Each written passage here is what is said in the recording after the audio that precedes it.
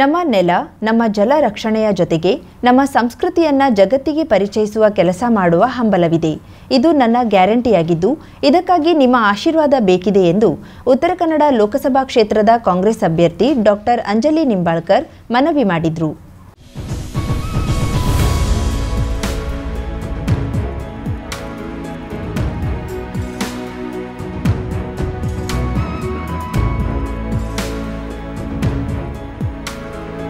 ಶಿರಸಿಯ ಅಂಬೇಡ್ಕರ್ ಭವನದಲ್ಲಿ ಹಮ್ಮಿಕೊಂಡಿದ್ದ ಬ್ಲಾಕ್ ಕಾಂಗ್ರೆಸ್ ಕಾರ್ಯಕರ್ತರ ಸಭೆಯಲ್ಲಿ ಮಾತನಾಡಿದ ಅವರು, ಉತ್ತರ ಕನ್ನಡದ ವಿವಿಧ ಸಂಸ್ಕೃತಿಗಳನ್ನು ರಾಷ್ಟ್ರ ಅಂತಾರಾಷ್ಟ್ರೀಯ ಮಟ್ಟಕ್ಕೆ ಪರಿಚಯಿಸುವ ಕಾರ್ಯವಾಗಬೇಕಿದೆ.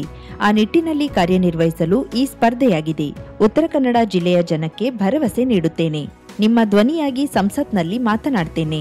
ಅರಣ್ಯ ಅತಿಕ್ರಮಣದ ಬಗ್ಗೆ ಮೊದಲ ಅಧಿವೇಶನದಲ್ಲೇ ಮಾತನಾಡ್ತೇನೆ. ಇದಕ್ಕಾಗಿ ನಿಮ್ಮ ಕೈಗೆ ಕೈ ಜೋಡಿಸಿ ಹೋರಾಟ ಮಾಡುತ್ತೇನೆ ಎಂದು ಭರವಸೆ ನೀಡಿದ್ರು. ನಿಮ್ ಕೈಗೆ ಕೈ ಜೋಡಣೆ ಮಾಡಿ ನಾನು ಆ ಹೋರಾಟಕ್ಕೆ ಸಂಬಂಧಪಟ್ಟ ಏನ್ ಫಾರೆಸ್ಟ್ ಡ್ವೆಲ್ಲರ್ಸ್ ಪ್ರಶ್ನೆ ಇದೆ ಅದು ಫಸ್ಟ್ ಟೈಮ್ ನೀವು ನಮ್ಮ ಮಂತ್ರಿಗಳು ಹೇಳಿದ ಪ್ರಕಾರ ಮಂಡನೆ ಮಾಡಿ ಫಸ್ಟ್ ಸೆಷನ್ಗೆನೆ ಅದರ ಬಗ್ಗೆ ಮಾತಾಡಿ ಈ ಭಾಗದ ಜನರಿಗೆ ನ್ಯಾಯ ಸಿಕ್ಕಬೇಕು ಅಂತ ಪ್ರಯತ್ನ ಖಂಡಿತವಾಗಿ ಮಾಡ್ತೀನಿ. ನಮ್ಮ ನೆಲ ಇದು ನಮ್ಮ ಜಮೀನಿದೆ, ನಮ್ಮ ಜನರ ಜಮೀನು, ಅದು ನಮ್ಗೆ ಸಿಕ್ಲೇಬೇಕು ಅಂತ ನ್ಯಾಯ ಆ ಹೋರಾಟಕ್ಕೆ ನಾವು ಕೂಡ ಭಾಗವಹಿಸ್ತಾ ಇದ್ದೀನಿ. ಇದು ನಮ್ಮ ನೀರು, ಏನ್ ಬೀಚಸ್ ಇರ್ಲಿ, ಕಾಲಿ ರಿವರ್ ಇರ್ಲಿ, ಗಂಗಾವಳಿ ಇರ್ಲಿ, ಶರಾವತಿ ಇರ್ಲಿ, ಈ ನೀರಿನ ಪರಿಸ್ಥಿತಿ ಏನ್ ನೀರಿನ ಬೀಚಸ್ ಎಲ್ಲ ಮಾರಾಟ ಮಾಡ್ತಾ ಇದ್ದಾರೆ, ಅದು ಮಾಡ್ಲಿ. ಅದರ ಬಗ್ಗೆ ಲೀಗಲ್ವಾಗಿ ಏನಿದೆ ಅದರ ಬಗ್ಗೆ ನಂದು ವ್ಯತ್ಯಾಸ ಇಲ್ಲ. ಬಟ್ ಆದ್ರೆ ಅದರಲ್ಲಿ ಈ ಭಾಗದ ಜನರಿಗೆ ಅಟ್ಲೀಸ್ಟ್ ಕನಿಷ್ಠ 50% ಜಾಬ್ ಸಿಕ್ಕಬೇಕು ಅಂತ ಒಂದು ಧ್ವನಿ ನನ್ನ ಕನಸು ಇದೆ. ರಾಜ್ಯ ಆಡಳಿತ ಸುಧಾರಣಾ ಆಯೋಗದ ಅಧ್ಯಕ್ಷರು ಹಳಿಯಾಳ ಶಾಸಕರಾದ ಆರ್.ವಿ. ದೇಶಪಾಂಡೆ ಮಾತನಾಡಿ, ಬಹುಮತ ಬಂದ್ರೆ ಸಂವಿಧಾನವನ್ನೇ ಬದಲಾವಣೆ ಮಾಡುತ್ತೇವೆಂದು ಇಲ್ಲಿನ ಸಂಸದರು ಹೇಳ್ತಾರೆ. ಗ್ಯಾರಂಟಿಯನ್ನ ತಮಾಷೆ ಮಾಡಿದ್ದ ಪ್ರಧಾನಿ ಈಗ ಎ ಮೋದಿಗೆ ಗ್ಯಾರಂಟಿ ಹೇ ಎನ್ನುತ್ತಿದ್ದಾರೆ. ಹುಬ್ಬಳ್ಳಿ ಅಂಕೋಲಾ ರೈಲ್ವೆ ಯೋಜನೆ ಅನುಷ್ಠಾನಕ್ಕೆ ಸಂಸದರು ಪ್ರಯತ್ನಿಸಿಲ್ಲ, ನೀವು ಕೇಳಲಿಲ್ಲ. ಡಾಕ್ಟರ್ ಅಂಜಲಿ ಖಾನಾಪುರ ಶಿರಸಿಯ ಅಭ್ಯರ್ಥಿಯಲ್ಲ, ಕಾಂಗ್ರೆಸ್ ಅಭ್ಯರ್ಥಿ, ಈ ಜಿಲ್ಲೆಯ ಅಭ್ಯರ್ಥಿ. ಅವರನ್ನ ಗೆಲ್ಲಿಸಿಕೊಂಡು ಬರುವ ಜವಾಬ್ದಾರಿ ನಮ್ಮೆಲ್ಲರದು ಎಂದರು.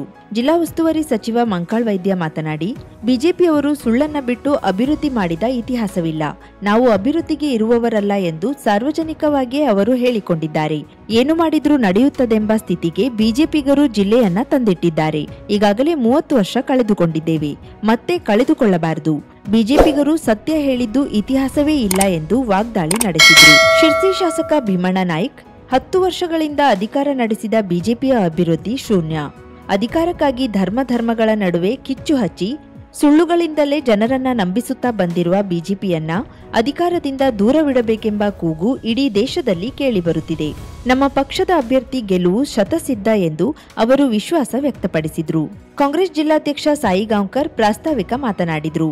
ವಕೀಲ ಜಿಟಿ ನಾಯ್ಕ್ ಮಾತನಾಡಿ, 30 ವರ್ಷಗಳ ಕಾಲ ಸಂಸದರಾಗಿದ್ದವರು ಮಾಡಿದ್ದೇನೂ ಇಲ್ಲ ಎಂದರು. ಬ್ಲಾಕ್ ಕಾಂಗ್ರೆಸ್ ವತಿಯಿಂದ ಆರ್.ವಿ. ದೇಶಪಾಂಡೆ, ಮಂಕಾಳ್ ವೈದ್ಯ ಹಾಗೂ ಡಾಕ್ಟರ್ ಅಂಜಲಿ ನಿಂಬಾಳ್ಕರ್ ಅವರನ್ನ ಸನ್ಮಾನಿಸಲಾಯಿತು. ಹಿಂದುಳಿದ ವರ್ಗಗಳ ರಾಷ್ಟ್ರೀಯ ಸಂಯೋಜಕ ನಾಗರಾಜ್ ನಾರ್ವೇಕರ್, ಗ್ಯಾರಂಟಿ ಅನುಷ್ಠಾನದ ಪ್ರಾಧಿಕಾರದ ಜಿಲ್ಲಾಧ್ಯಕ್ಷ ಸತೀಶ್ ನಾಯ್ಕ್, ಬ್ಲಾಕ್ ಕಾಂಗ್ರೆಸ್ ಅಧ್ಯಕ್ಷ ಜಗದೀಶ್ ಗೌಡ್ರು, ಗ್ಯಾರಂಟಿ ಅನುಷ್ಠಾನ ಪ್ರಾಧಿಕಾರದ ತಾಲೂಕಾ ಅಧ್ಯಕ್ಷೆ ಸುಮಾ ಉಗ್ರಾಣೇಕರ್, ಅಬ್ಬಾಸ್ ತೋಜ್ಜೆ, ಜಿಟಿ ನಾಯ್ಕ್, ವಿಶ್ವ, ಜಿಎನ್ ಹೆಗಡೆ ಮುರೇಗಾರ್, ಸಂತೋಷ್ ಶೆಟ್ಟಿ, ದೀಪಕ್ ದೊಡ್ಡೂರು, ಎಂಎನ್ ಭಟ್, ಶ್ರೀನಿವಾಸ್ ನಾಯ್ಕ್ ಮೊದಲಾದವರಿದ್ದರು. ಸಂವಿಧಾನ ಬದಲಾಯಿಸುವ ಬಗ್ಗೆ ಹೇಳಿಕೆ ನೀಡುವ ಬಿಜೆಪಿಗರಿಗೆ ಸಂವಿಧಾನದಡಿ ನಡೆಯುವ ಚುನಾವಣೆಗೆ ಸ್ಪರ್ಧಿಸುವ ನೈತಿಕತೆ ಇಲ್ಲ ಎಂದು ರಾಜ್ಯ ಆಡಳಿತ ಸುಧಾರಣಾ ಆಯೋಗದ ಅಧ್ಯಕ್ಷರೂ ಆದ ಶಾಸಕ ಆರ್.ವಿ. ದೇಶಪಾಂಡೆ ವಾಗ್ದಾಳಿ ನಡೆಸಿದರು.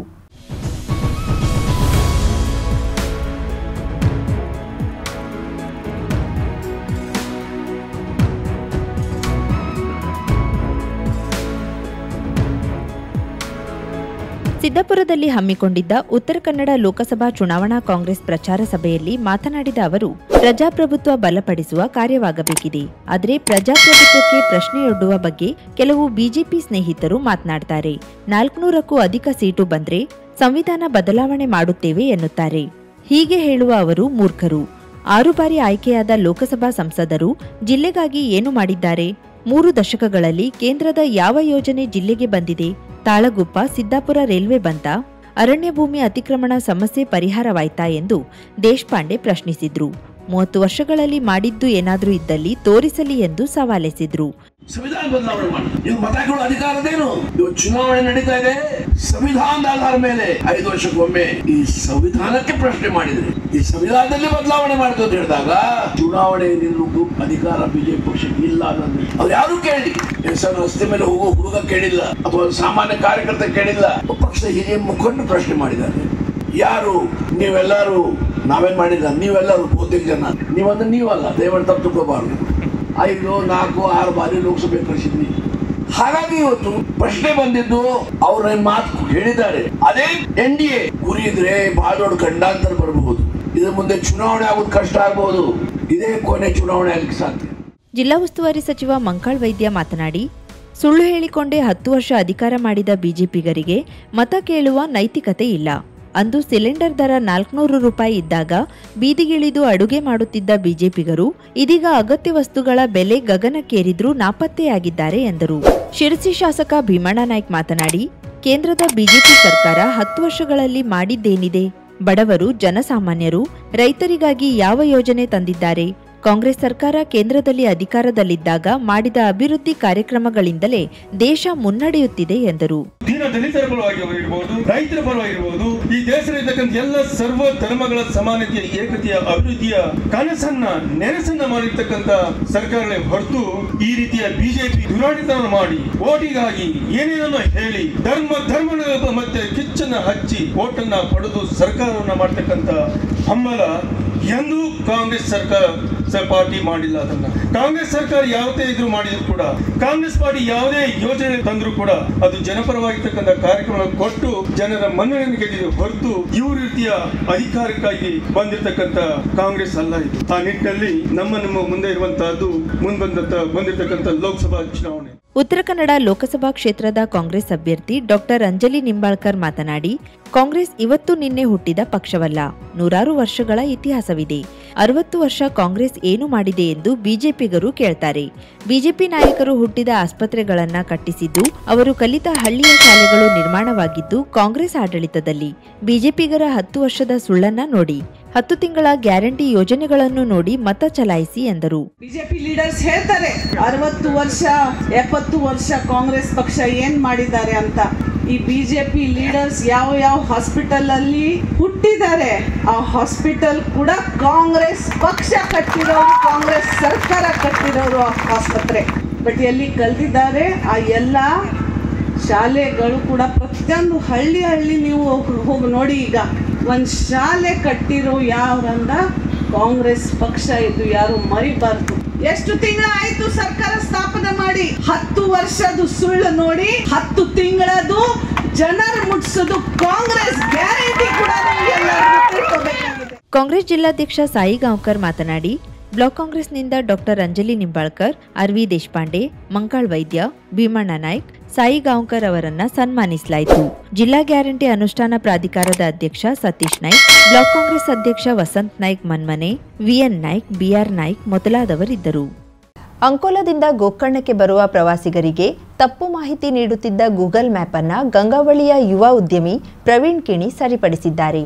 ತಪ್ಪು ಮಾಹಿತಿಯಿಂದ ಮಂಜುಗುಣಿ ಗಂಗಾವಳಿ ನಡುವಣ ಸಂಪರ್ಕ ಕಲ್ಪಿಸುವ ಗಂಗಾವಳಿ ನದಿಗೆ ಅಡ್ಡಲಾಗಿ ನಿರ್ಮಿಸಿದ ಅಪೂರ್ಣಗೊಂಡ ಸೇತುವೆ ಮೇಲೆ ನಿತ್ಯ 100 ವಾಹನಗಳು ಮಂಜುಗುಣಿಯಿಂದ ಬಂದು ಮುಂದೆ ತೆರಳಲಾಗದೆ ಪರದಾಡುತ್ತಿದ್ರು. ಕಳೆದ ಕೆಲವು ದಿನದ ಹಿಂದೆ ರಾತ್ರಿ ವೇಳೆ ಪ್ರವಾಸಿ ವಾಹನದವರು ಇಲ್ಲಿಗೆ ಆಗಮಿಸಿ ದಿಕ್ಕು ತೋಚದೆ ತೊಂದರೆಯನ್ನ ಅನುಭವಿಸುತ್ತಿದ್ರು. ಈ ಬಗ್ಗೆ ಪತ್ರಿಕೆ ಮತ್ತು ಕರಾವಳಿ ಮುಂಜಾವು ಡಿಜಿಟಲ್ ಸಾಕಷ್ಟು ಬಾರಿ ವರದಿ ಮಾಡಿತ್ತು.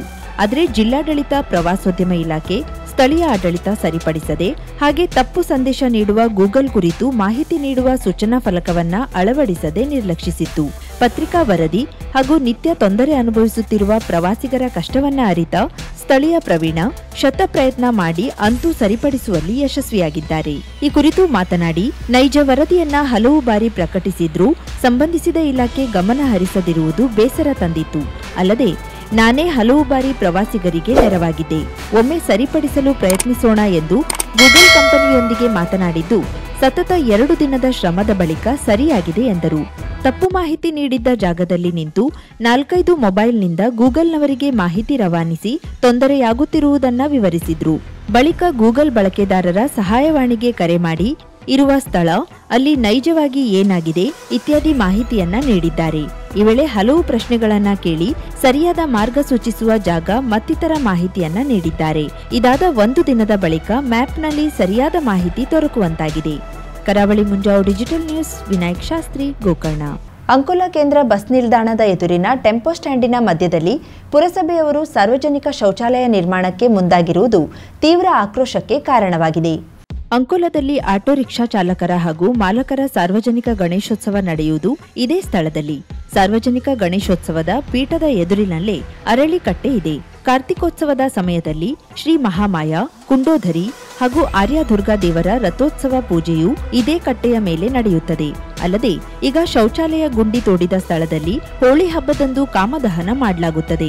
ಇಷ್ಟೆಲ್ಲ ಪ್ರಾಮುಖ್ಯತೆ ಇರುವ ಪವಿತ್ರ ಸ್ಥಳದಲ್ಲಿ ಅದು ಗಣಪತಿ ಮೂರ್ತಿ ಪ್ರತಿಷ್ಠಾಪಿಸುವ ಪೀಠದ ಪಕ್ಕದಲ್ಲೇ ಶೌಚಾಲಯ ನಿರ್ಮಿಸಿ ಧಾರ್ಮಿಕ ಭಾವನೆಗೆ ಧಕ್ಕೆ ತರಲಾಗುತ್ತದೆ ಎಂದು ಸಾರ್ವಜನಿಕರು ಆರೋಪಿಸಿದ್ದಾರೆ.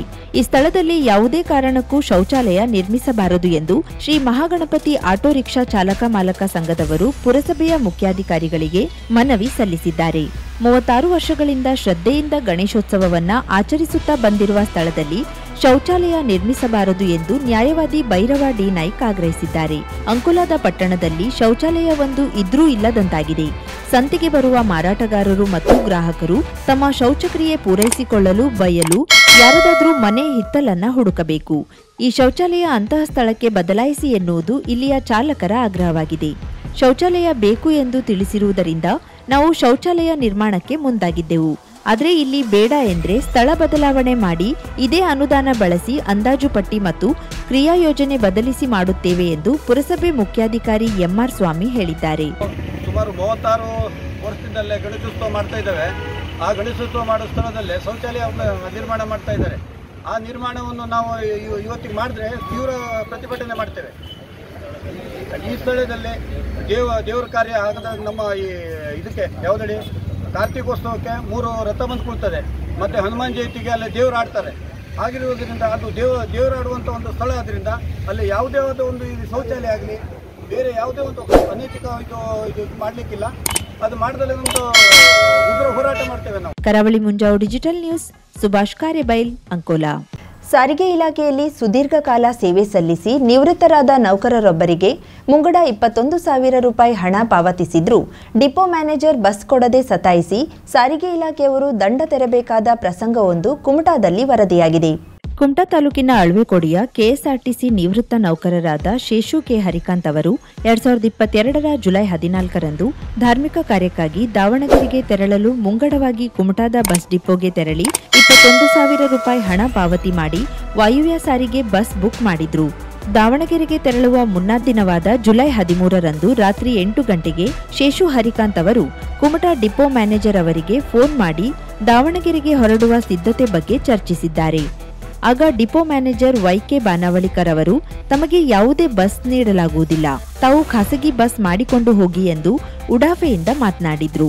ಈ ಬಗ್ಗೆ ಹಲವು ಬಾರಿ ಅಧಿಕಾರಿಗಳಲ್ಲಿ ವಿನಂತಿಸಿಕೊಂಡ್ರೂ ಯಾವುದೇ ಸ್ಪಂದನೆ ದೊರೆಯದ ಕಾರಣ ಶೇಷು ಅವರು ಹಾಗೂ ಅವರ ಕುಟುಂಬಸ್ಥರು ಧಾರ್ಮಿಕ ಕಾರ್ಯಕ್ಕಾಗಿ ದಾವಣಗೆರೆಗೆ ತೆರಳುವುದನ್ನೇ ರದ್ದುಗೊಳಿಸಬೇಕಾದ ಅನಿವಾರ್ಯತೆ ಉಂಟಾಯಿತು. ಇನ್ನು ಈ ಬಗ್ಗೆ ಕಾರಣ ಕೇಳಿದ್ರೂ ಸಕಾರಾತ್ಮಕವಾಗಿ ಸ್ಪಂದಿಸದ ಕಾರಣ ಡಿಪೋ ಮ್ಯಾನೇಜರ್ ವಿರುದ್ಧ ಶೇಷು ಕೆ ಹರಿಕಾಂತ್ ಗ್ರಾಹಕರ ಕೋರ್ಟ್ನಲ್ಲಿ ದಾವೆ ಹೂಡಿದ್ರು. ವಿಚಾರಣೆ ಕೈಗೆತ್ತಿಕೊಂಡ ನ್ಯಾಯಾಧೀಶ ಮಂಜುನಾಥ್ ಎಂ ಬೊಮ್ಮನಕಟ್ಟಿ ಅವರು ವಾದ ವಿವಾದವನ್ನ ಆಲಿಸಿ 50,000 ದಂಡ ಹಾಗೂ ಗ್ರಾಹಕನಿಂದ ಪಡೆದ 21,000ಕ್ಕೆ 7% ಪ್ರಕಾರ ಬಡ್ಡಿ ನೀಡಿ ಶೇಷು ಹರಿಕಾಂತ್ ಅವರಿಗೆ ಮರಳಿಸುವಂತೆ ನ್ಯಾಯಾಲಯ ಆದೇಶ ನೀಡಿದೆ. ಕಳೆದ 1 ವರ್ಷದಿಂದ ಗ್ರಾಹಕರ ನ್ಯಾಯಾಲಯದಲ್ಲಿ ಹೋರಾಡಿದ ಅಳ್ವೆಕೋಡಿಯ ಶೇಷು ಹರಿಕಾಂತ್ ಅವರಿಗೆ ಕೊನೆಗೂ ನ್ಯಾಯ ಸಿಕ್ಕಂತಾಗಿದ್ದು, ಇನ್ನಾದ್ರೂ ಅಧಿಕಾರಿಗಳು ತಮ್ಮ ಬದುಕಿನಲ್ಲಿ ಬೇಜವಾಬ್ದಾರಿತನ, ಅಹಂಕಾರ, ದರ್ಪವನ್ನ ಬಿಟ್ಟು ಶ್ರದ್ಧೆ, ನಿಷ್ಠೆ, ಪ್ರಾಮಾಣಿಕತೆಯನ್ನ ಜೀವನದಲ್ಲಿ ಅಳವಡಿಸಿಕೊಳ್ಳಬೇಕು ಎಂಬುದಕ್ಕೆ ಇದೊಂದು ಉತ್ತಮ ಉದಾಹರಣೆಯಾಗಿದೆ. ಕಳೆದ 22ನೇ ಇಸ್ವಿ ಜುಲೈದಲ್ಲಿ 14ನೇ ತಾರೀಕಿಗೆ ಸಂಪರ್ಕ ದಾವಣಗೆರೆಗೆ ಒಂದು ದೇವಸ್ಥಾನ ಕಾರ್ಯಕ್ರಮ ಇದರಿಂದ ಕುಟುಂಬದವರೆಲ್ಲ ಸೇರಿ 42 ಜನ ಹೋಗೋದಿದ್ರು. ಕಾರ್ಯ ಬುಕ್ ಮಾಡಿ ಹಣ ತುಂಬ ನಂತರ ಸಾಯಂಕಾಲ ರಾತ್ರಿಗೆ 8:30 ಗಂಟೆಗೆ ಫೋನ್ ಮಾಡಿ ಬಸ್ ಕೊಡಲ್ಲ, ನಿಮಗೆ ಬಸ್ ಕೊಡೋಕೆ ಬರಲ್ಲ, ನೀವು ಅವ್ರಿಗೆ ಪ್ರೈವೇಟ್ ಬಸ್ ಕರ್ಕೊಂಡು ಹೋಗಿ ಅಂತಂದು. ನಾನು ಅದು ಯಾಕೆ ಹಂಗೆ ಹೇಳ್ತಿದ್ದೆ, ನೀವು ಬಸ್ ಬುಕ್ ಮಾಡಿದರೆ ಹಣ ತುಂಬಿದ್ದೇನೆ, 21,000 ಹಣ ತುಂಬಿದ್ದೇನೆ ಡಿಪೋಗೆ, ಕೊಡೋಣಂತೆ ಯಾಕೆ ಹೇಳ್ತೀವಿ ನೀವು ಪ್ರೈವೇಟ್ ಬಸ್ ಮಾಡ್ಕೊಂಡು ನೀವು ಯಾರು ಹೇಳಲಿಕ್ಕೆ ನನಗೆ ಗೊತ್ತಿತ್ತು. ನಾನು ಸಂಸ್ಥೆಗೆ ದುಡ್ಡಿನಿಂದ ಸಂಸ್ಥೆ ಅಭಿಮಾನದಿಂದ ಸಂಸ್ಥೆಗೆ ಹಣದ ಮೇಲೆ ಕೊಟ್ಟು ಅಂತ ಬಸ್ ಕೊಟ್ಟು ಇಲ್ಲ ಕೊಡೋಣ ಅಂತ. ಆ ನಂತರ ನಾನು ಹಿರಿಯ ಅಧಿಕಾರಿಗೆ ಫೋನ್ ಮಾಡಿದೆ, ಅವರು ಯಾವ ಸ್ಪಂದೆ. ಶೇಷು ಹರಿಕಾಂತ್ ಅವರ ಬಹುದೊಡ್ಡ ಕುಟುಂಬವೇ ಧಾರ್ಮಿಕ ಕಾರ್ಯಕ್ಕೆ ತೆರಳುವುದು ಅಡ್ಡಿಯಾಗಿರುವುದಕ್ಕೆ ಕೆಎಸ್ಆರ್ಟಿಸಿ ಘಟಕ ವ್ಯವಸ್ಥಾಪಕರ ನಿರ್ಲಕ್ಷ್ಯವೇ ಕಾರಣವಾಗಿದೆ. ಈ ಬಗ್ಗೆ ಮುಂಚಿತವಾಗಿ ಶೇಷು ಅವರಿಗೆ ತಿಳಿಸಬಹುದಾಗಿತ್ತು ಅಥವಾ ಪರ್ಯಾಯವಾಗಿ ಬೇರೆ ಬಸ್ ಕಲ್ಪಿಸಬಹುದಿತ್ತು. ಇನ್ನು ಮುಂದಿನ ದಿನದಲ್ಲಿ ಮದುವೆ ಮುಂಜಿ ಧಾರ್ಮಿಕ ಕ್ಷೇತ್ರಗಳಿಗೆ ತೆರಳುವ ಗ್ರಾಹಕರಿಗೆ ಈ ರೀತಿಯ ತೊಂದರೆ ಕೊಡದಂತೆ ಮತ್ತು ಪ್ರಯಾಣಿಕರು ಗ್ರಾಹಕರನ್ನ ಯಾವ ಕಾರಣಕ್ಕೂ ನಿರ್ಲಕ್ಷಿಸದಂತೆ ಎಚ್ಚರಿಕೆ ವಹಿಸಬೇಕು ಎಂದು ಅನೇಕರು ಆಗ್ರಹಿಸಿದ್ದಾರೆ. ಉತ್ತರ ಕನ್ನಡ ಜಿಲ್ಲೆಯ ಅಭಿವೃದ್ಧಿ ನನ್ನ ಆದ್ಯ ಕರ್ತವ್ಯ. ರಾಷ್ಟ್ರದ ಅಖಂಡತೆಗೆ ನರೇಂದ್ರ ಮೋದಿ ಕೈ ಬಲಪಡಿಸಲು ಬಿಜೆಪಿ ಗೆಲ್ಲಬೇಕಿದೆ ಎಂದು ಉತ್ತರ ಕನ್ನಡ ಲೋಕಸಭಾ ಕ್ಷೇತ್ರದ ಬಿಜೆಪಿ ಅಭ್ಯರ್ಥಿ ವಿಶ್ವೇಶ್ವರ ಹೆಗಡೆ ಕಾಗೇರಿ ಹೇಳಿದರು. ಹಳಿಯಾಳದ ಗಣೇಶ ಕಲ್ಯಾಣ ಮಂಟಪದಲ್ಲಿ ನಡೆದ ಹಳಿಯಾಳ ಮಂಡಳದ ಬೂತ್ ಕಮಿಟಿ ಸದಸ್ಯರು ಹಾಗೂ ಕಾರ್ಯಕರ್ತರ ಸಮಾವೇಶದಲ್ಲಿ ಮಾತನಾಡಿದ ಕಾಗೇರಿ, ಉತ್ತರ ಕನ್ನಡ ಕ್ಷೇತ್ರದಲ್ಲಿ ಬಿಜೆಪಿ ಗೆಲುವು ಅಭಿವೃದ್ಧಿಗೆ ಮಾನದಂಡವಾಗಲಿದೆ ಎಂದರು. ಜಗತ್ತಿನಲ್ಲಿ ಭಾರತದ ಶಕ್ತಿ ಏನು ಅನ್ನೋದನ್ನು ತೋರಿಸಿದೊಳಗೆ ನಾಯಕ ಅಂತ ಮೋದಿಜಿಯವರು. ನಾನು ಇವತ್ತು ಬೆಳಿಗ್ಗೆ ಪೂರ್ಣ ವಿಶ್ವಾಸದಲ್ಲಿ ನಮ್ಮ ಆಶೀರ್ವಾದವನ್ನು ಮಾಡಿ ನಿಮ್ಮ ಆಶೀರ್ವಾದದ ನಾನು ನರೇಂದ್ರ ಮೋದಿಜಿಯವರು ನಮ್ಮ ದೇಶದ ಪ್ರಧಾನಮಂತ್ರಿಗಳು ಹೋಗಿ ಹೇಳ್ತಾನೆ, ನಮ್ಮ ಉತ್ತರ ಕನ್ನಡದಲ್ಲಿ ಉತ್ತರ ಕರ್ನಾಟಕದ ಈ ಕ್ಷೇತ್ರದ ಜನ ನಮಗೆ ಅತಿ ಹೆಚ್ಚು ನೀಡಿಕೊಟ್ಟು ನನ್ನನ್ನು ಗೆಲ್ಲಿಸಿದ್ದಾರೆ. ಹಾಗಾಗಿ ವಿಶೇಷವಾದ ಅಭಿವೃದ್ಧಿಗೆ ನಿಮ್ಮ ಪೂರ್ಣ ಸಹಕಾರ ಬೇಕು ಅಂತ ನಾನು ಕೇಳುವಂತ ನೈತಿಕ ಶಕ್ತಿಯನ್ನ ನೀವು ಹಳಿಯಾಳ ಕ್ಷೇತ್ರದ ಜನ ಅತಿ ಹೆಚ್ಚು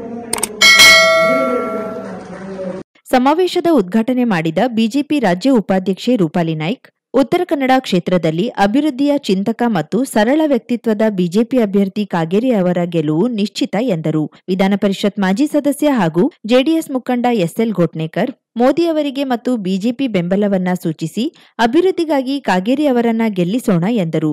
ಜೊತೆಗೆ ಮಾಜಿ ಶಾಸಕ ಸುನಿಲ್ ಹೆಗಡೆ ಅವರೊಂದಿಗೆ ಜೋಡೆತ್ತಿನ ತರಹದಲ್ಲಿ ಬಿಜೆಪಿ ಗೆಲುವಿಗಾಗಿ ಶ್ರಮಿಸುವೆನು ಎಂದು ಘೋಷಿಸಿದ್ರು. ಮಾಜಿ ಶಾಸಕ ಸುನಿಲ್ ಹೆಗಡೆ ಮಾತನಾಡಿ, ಪ್ರಧಾನಿ ಮೋದಿಯವರ ಸರ್ಕಾರದ ಸಾಧನೆ ಬಗ್ಗೆ ತಿಳಿಸಿದ್ರು.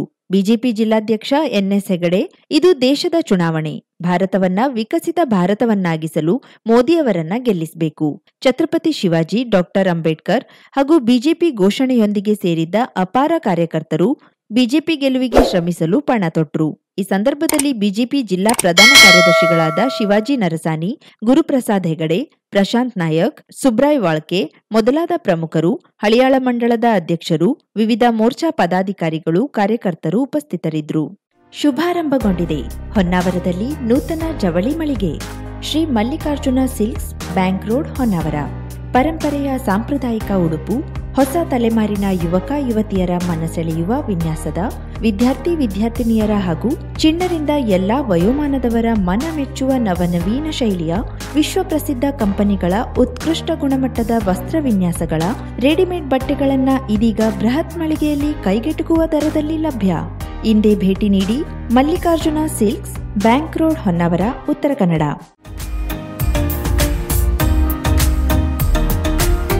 ಮಿಲನ್ ಎಂಟರ್ಪ್ರೈಸಸ್ ಬೃಹತ್ ಎಲೆಕ್ಟ್ರಾನಿಕ್ ಹಾಗೂ ಫರ್ನಿಚರ್ ಮಳಿಗೆ. ಉತ್ತರ ಕನ್ನಡ ಜಿಲ್ಲೆಯಲ್ಲೇ ಅತಿ ಹೆಚ್ಚು ಮಳಿಗೆಗಳನ್ನ ಹೊಂದಿರುವ, ಅತಿ ಹೆಚ್ಚು ಸಂತೃಪ್ತ ಗ್ರಾಹಕರನ್ನ ಹೊಂದಿರುವ ಮೂಲಕ ಹೆಗ್ಗಳಿಕೆಗೆ ಪಾತ್ರವಾಗಿರುವ ಏಕೈಕ ಸಂಸ್ಥೆ ಮಿಲನ್ ಎಂಟರ್ಪ್ರೈಸಸ್. ನಮ್ಮ ಮಳಿಗೆಗಳಲ್ಲಿ ಪ್ರಸಿದ್ಧ ಕಂಪನಿಗಳ electronic refrigerator, washing machine, LED TV, ಎಸಿಗಳು ಲಭ್ಯ.